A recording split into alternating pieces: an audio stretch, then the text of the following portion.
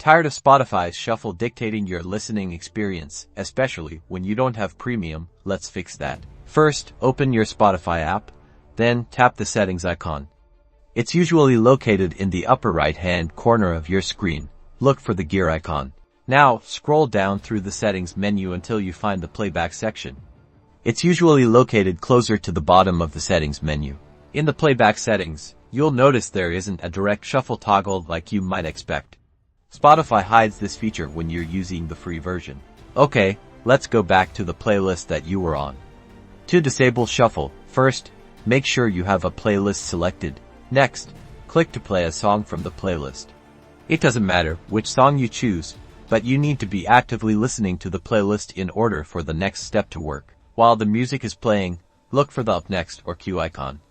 It's usually a 3-line icon with a small play button on it. Now, this is the slightly tedious but crucial part. In the Up Next queue, you will see all the shuffled songs. To get rid of shuffle, you will have to manually remove all the songs from the queue. After swiping away all the songs, your Up Next queue should now be empty. With the queue cleared, Spotify will now play your playlist in the order it is listed, effectively disabling shuffle without a premium subscription. And that's it.